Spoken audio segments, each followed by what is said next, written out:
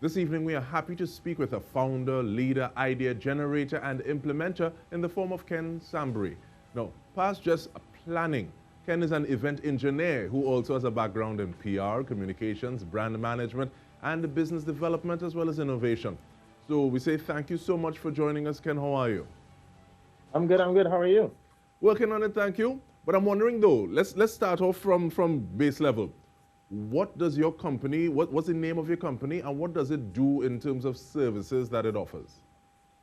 All right, no problem. Well, first of all, I represent a couple of companies. With regard to entertainment and events, the name of my company is called Empire Entertainment. In short, the actual registered name is Empire Events and Project Management Company Limited. And what do people get when they say, okay, well, we want to employ this person, or we want to go into an arrangement with this person? What kind of services are we able to get from Empire? Well, quite interestingly, Empire is usually, I would call it a direct-to-consumer event company.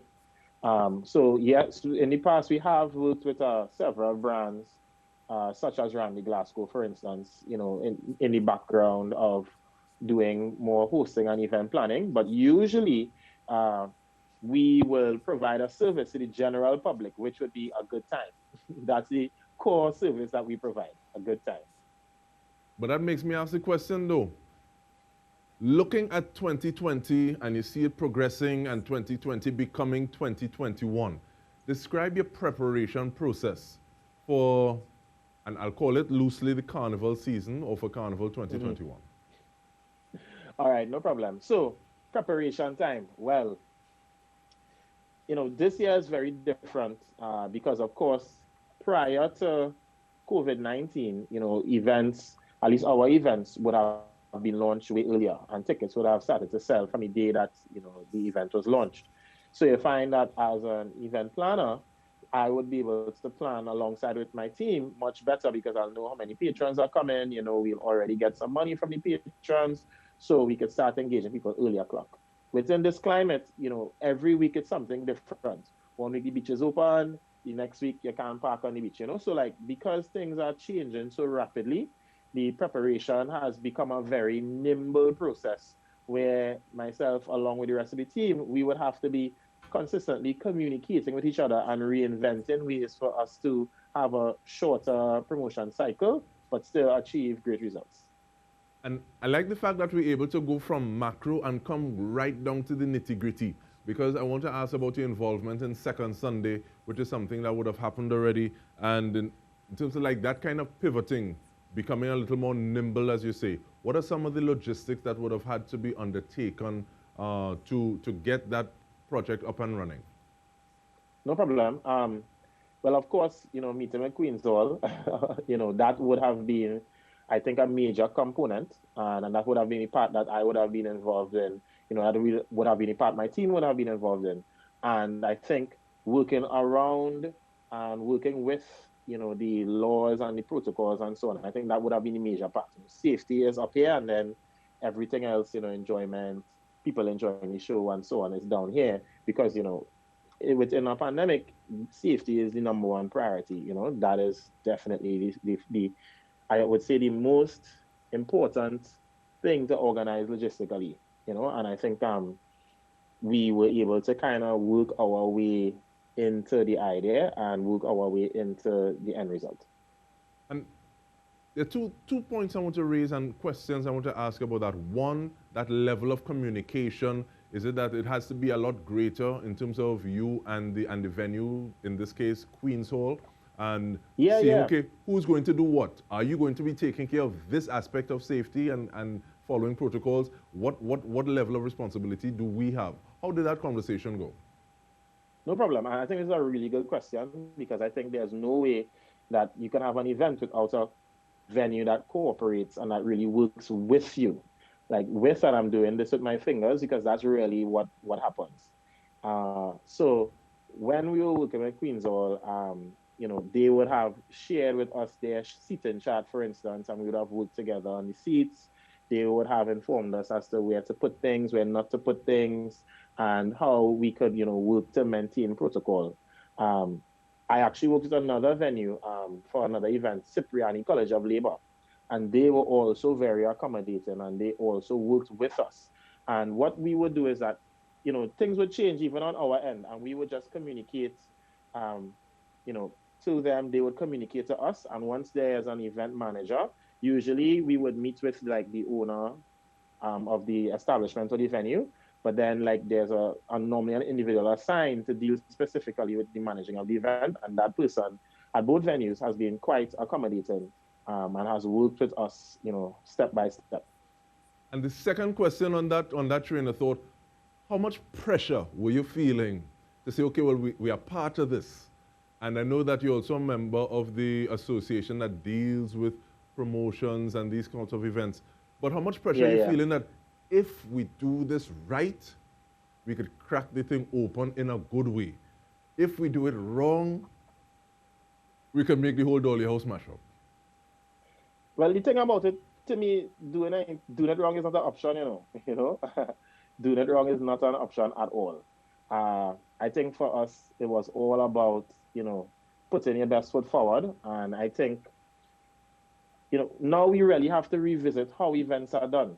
So it's a situation where, as an event practitioner, I always say, you can't give excuses. People can't show up to the event and the toilet's not there. So, you have to get yourself in the mindset that it's going to be done right. Otherwise, you're just not even going to have the event, because you're always as good as your last event.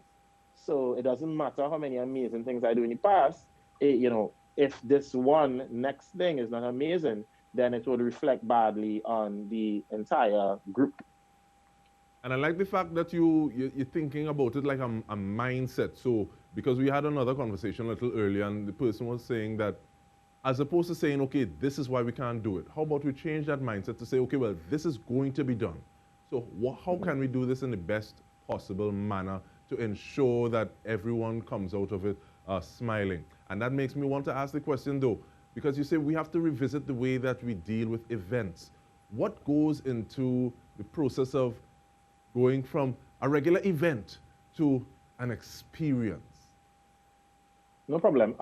So I think first up, it's about speaking to your consumer. So when COVID hit, we would have tried our best to communicate with consumers. The first thing that we ran was a series where we had different members of our team, such as, College Boy Jesse, Second Star, myself, a guy named Stefan, who is the co-director, and a couple other people who uh, took over, let's say, our Instagram page and shared what we were doing in our lives. And when we did that, if I found that the patrons responded, and we were able to kind of gauge some of the things that they liked. So when we did our first, let's say, during quarantine type event, we were able to take a lot of those learnings and apply it. So what happened is the first event that we did was an event called Barber Hall to Go, which was an event where we would deliver food to patrons, and we would have like a live on in the night. And in doing that event, we got the idea because when we were speaking to our patrons and some of our caterers, they were saying, look, we can't cater food like we would usually do. And we said, you know what, let's create an opportunity for you all to cater food, but this time we would deliver food since we all can congregate in one space. So that's where the ideas come from. It's not like I would sit down and think of everything. It's really from speaking to your patrons, speaking to your suppliers, and having those lines of communication open and reaching out. And then you'll be surprised. People would, reach out to you. All right, so we're going to surprise everyone with what we have left in this conversation. But before that, we take a short break. We are speaking with Ken Sanbury of Empire. Stay with us. We return with more. Welcome back. We are speaking with Ken Sanbury of Empire, and we are looking at how we can build that empire within the creative sector, especially within the times and the safety protocols that we're dealing with.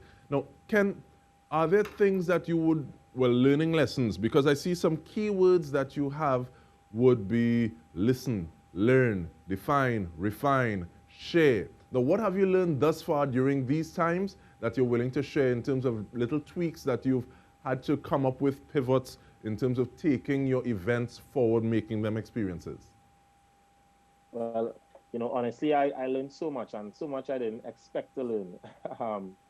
I think I learned a lot about, well, of course, I spoke a lot about communication, but not just, yeah, you have to talk to people, but also asking for feedback, asking for feedback in terms of how you are doing and how you are treating them, and also asking for feedback in terms of what their response might be like or what their interest might be in a particular transaction or dealing. That was one major thing. Another thing that I learned is that it is possible to find a way. And I learned that once you stay true to yourself and true to what you like. So, for example, I enjoy the beach. So I started a concept, built around going to the beach and having a beach line, but still, of course, within the COVID regulations.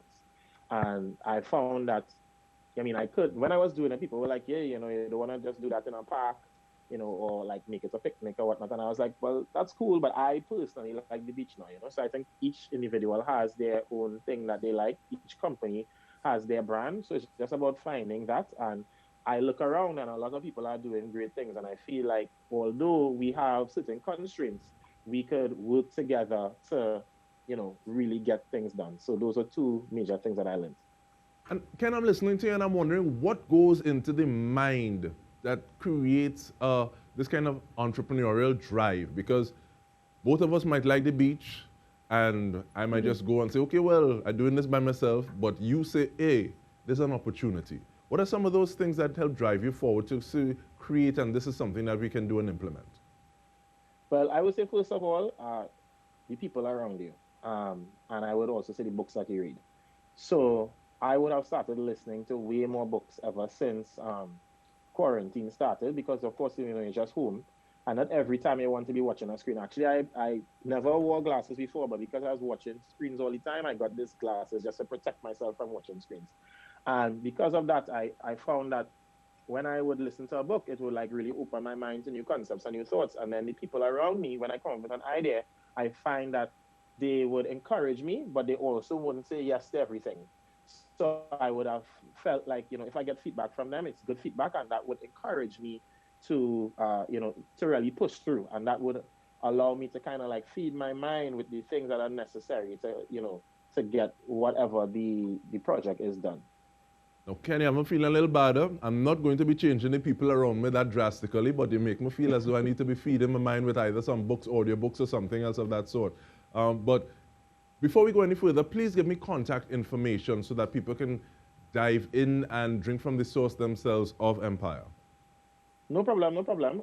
Well, Empire is actually spelled with three E's at the start. It stands for Empire Entertainment Everything. And you can check us out on Instagram. We have a website as well, empire.com, with three E's at the start. We have another venture coming up, which is called Sunelia. And that is something that is going to happen from the 12th to the 14th of February. So people could come check us out, check out our page, and vendors could sign up, because it's actually a market where vendors could, ply their trade and allow people to come and shop. And we'll have a lot of activities for people, such as a picnic and an outdoor cinema and so on. And one of the reasons I ask you for that contact information is because looking at the website, I see you have articles like 7 best practices to make your live video outstanding, how to keep your business relevant. Is this some of the things that you've been working on for a while now, but that has kind of accelerated because of the times that we're in? So in school, I studied journalism and public relations at the Ken School of Journalism and Public Relations.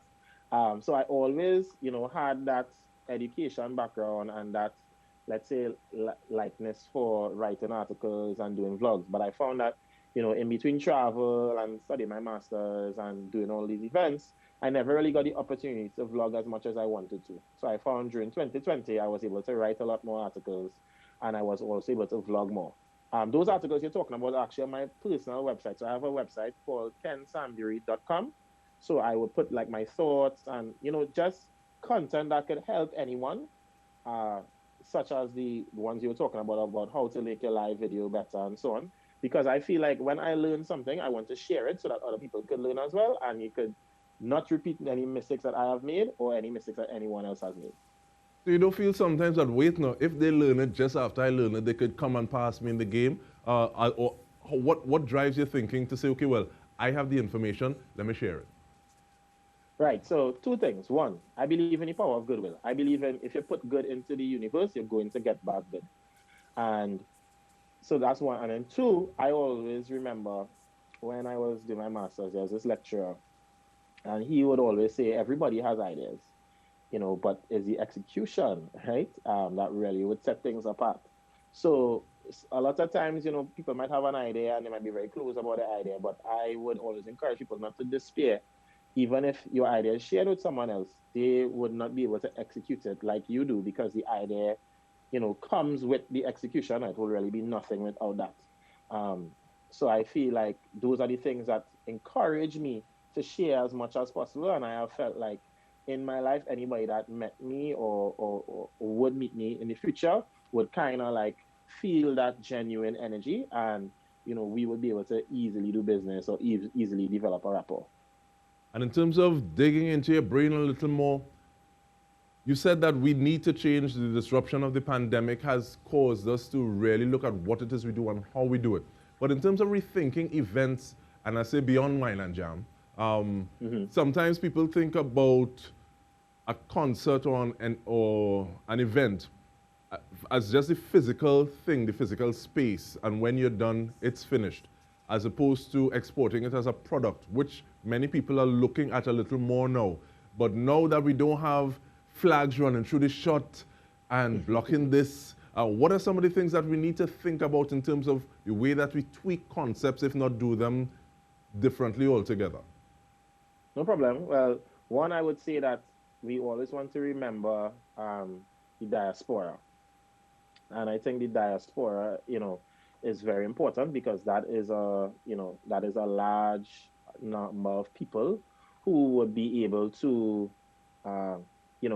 consume whatever content that we have here locally in Trinidad and Tobago. So although people can't fly in, there's a large set of people there who are willing to consume and they're willing to spend money to consume. So that's one. Two, I would say that also due to the borders being closed, there are a lot of people who aren't flying around and are in Trinidad who have a lot of talent. So we could connect those dots and we could find ways to collaborate to really provide good entertainment. And then three, which is more on I guess, what we have been doing, just overall, just rethink how you approach, an event experience or allowing people to have a good time. So, for example, one concept that we have done that I spoke about before is the delivery concept. So, you would pay for your ticket and you could participate on live, but then now you could have, let's say, a component of the event delivered to you at home, and you can enjoy probably food or drink. And it's not necessarily, as you were saying, connected to the wine and the jamming now. There's more to entertainment than wine and jam. So we want to thank you very, very, very much for just making us think about these things in a slightly different way, Ken. As Ken Sanbury of Empire, as well as you can also check him out at kensanbury.com, where he shares a lot of his thoughts, so you might get some ideas that you want to think about to put into your own work. But on behalf of the entire news team, I'm DK Roster. Thank you once more for joining us. Have a good night.